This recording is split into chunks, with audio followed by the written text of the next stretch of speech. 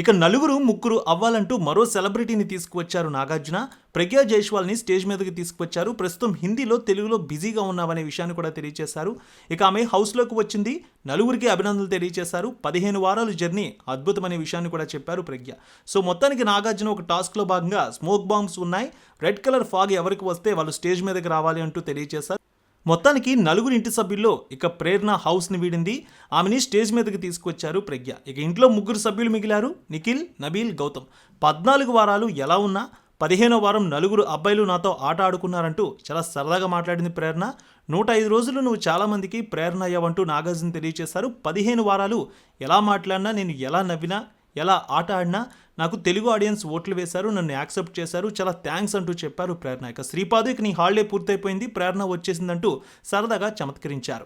మొత్తానికి టాప్ 5గా ఉన్నటువంటి 5గురు ఇంటి సభ్యుల్లో ముందుగా అవినాష్ని, ఉపేంద్ర బయటికి తీసుకువచ్చారు. ఇక ప్రజ్ఞా జైస్వాల్ ప్రేరణను హౌస్ నుంచి బయటికి తీసుకువచ్చారు. మొత్తానికి ముగ్గురు ఇంటి సభ్యుల్లో ఎవరు టైటిల్ విజేత అవుతారనే దానిపై అందరిలో కూడా ఉత్కంఠ ఉంది. ఇక నలుగురు ముగ్గురు అవ్వాలంటూ మరో సెలబ్రిటీని తీసుకువచ్చారు నాగార్జున.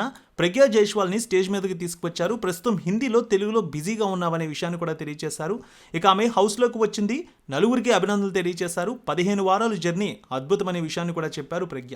సో మొత్తానికి నాగార్జున ఒక టాస్క్లో భాగంగా స్మోక్ బాంబ్స్ ఉన్నాయి, రెడ్ కలర్ ఫాగ్ ఎవరికి వస్తే వాళ్ళు స్టేజ్ మీదకి రావాలి అంటూ తెలియజేశారు. ఎల్లమ్మ తల్లి ఆశీస్సులతో ఫోన్ ద్వారా జ్యోతిష్యం చెప్పబడును. గురూజీ శ్రీనివాసరాజు.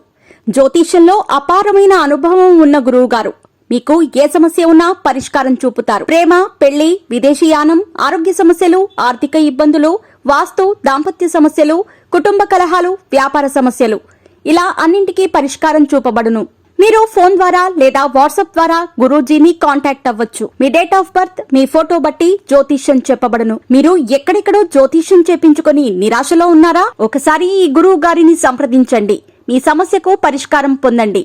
Cell number 7098888511